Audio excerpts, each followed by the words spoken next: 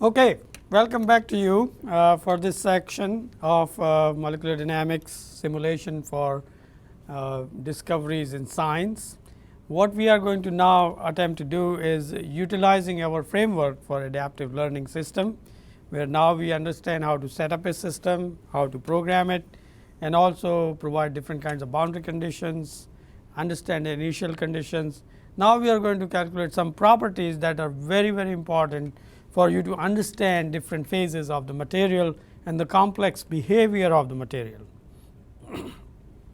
So, the good news here is that while we are solving Newton's law of equation, which is only second order ordinary differential equation, we are able to deal with highly complex problems which are highly nonlinear, and we are able to understand while they are going from one equilibrium state to another equilibrium state. So, as we saw in earlier sections that with the molecular dynamic simulation, we get molecular dynamic simulation output, where you have time, elapsed time, pressure, instantaneous pressure, energy, instantaneous energy, configurational.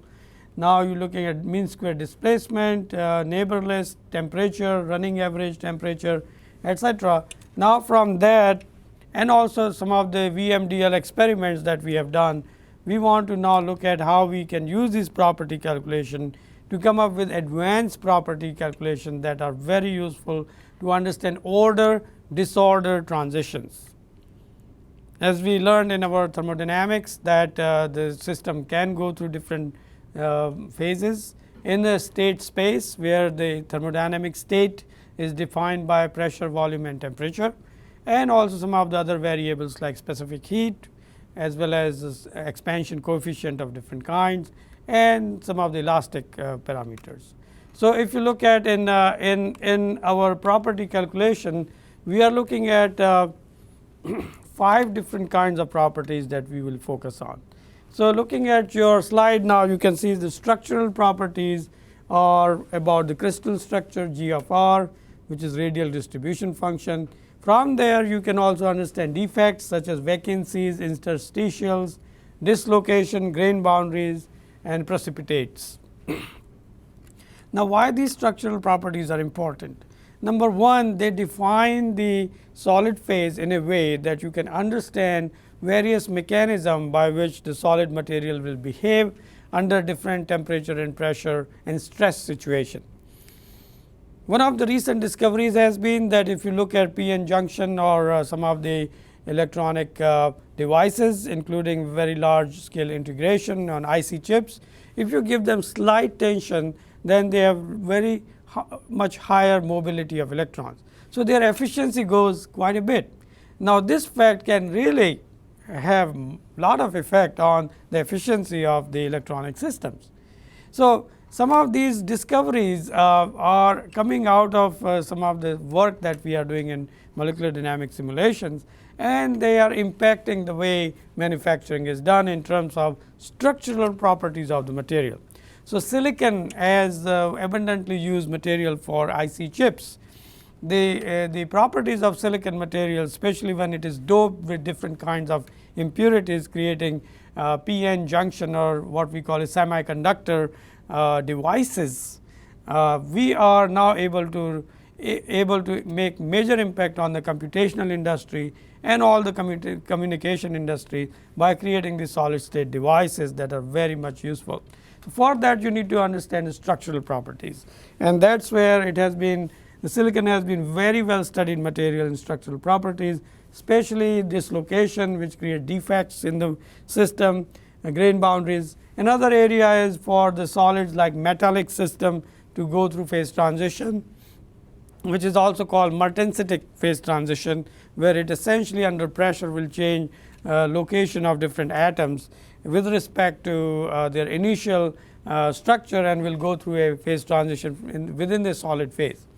So, that is the structural property. Then we go to thermodynamic property, where every material, whether it is ice or whether you are looking at silicon or you are looking at metals, they go through different phases. So, that is called equation of state, and then we can calculate heat capacity, thermal expansion, free energies of different kind. That is what we look into thermodynamic potentials that we discussed earlier.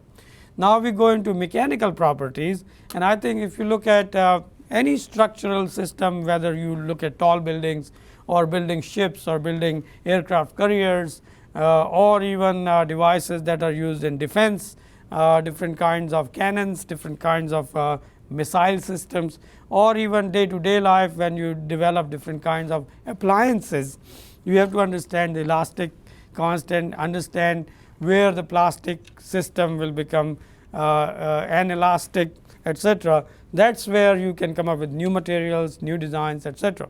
So, that mechanical element of elastic constant, cohesive shear strength, elastic and plastic deformation, fracture toughness. As you know, fracture mechanics is very important field, especially when you look at systems which are under high pressure.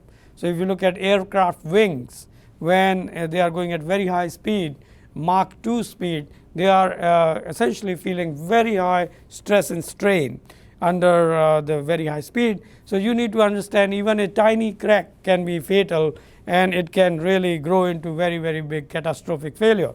And that is where you come up with the mechanical properties. So, we want to understand mechanical properties. The other ones are vibrational properties.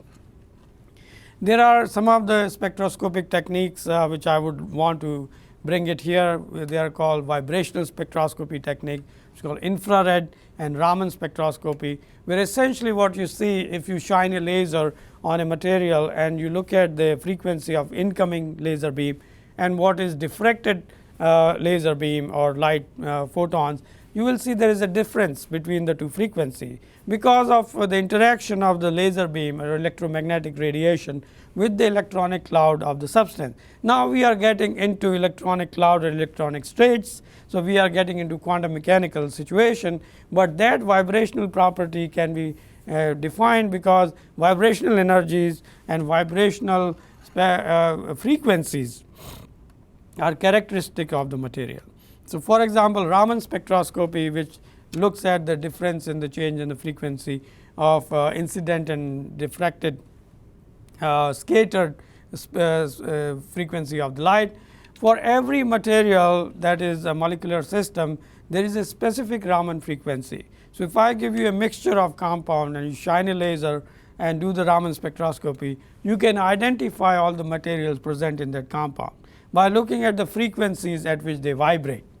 And that is one of the very important phenomena to understand how the molecules and atom vibrate. What are the mechanism in those vibrational means of doing spectroscopic analysis. Spectroscopic analysis has been there for many years, and so we have now very advanced spectroscopic techniques using laser Raman spectroscopy or laser infrared spectroscopy or even ultraviolet spectroscopy with a different region of electromagnetic spectrum. What that allows us to do is understand vibrational modes of the material at particular junction or at particular interface or even at the bulk level. So, if you look at NMR spectroscopy, which is also another part of spectroscopy with molecular interaction,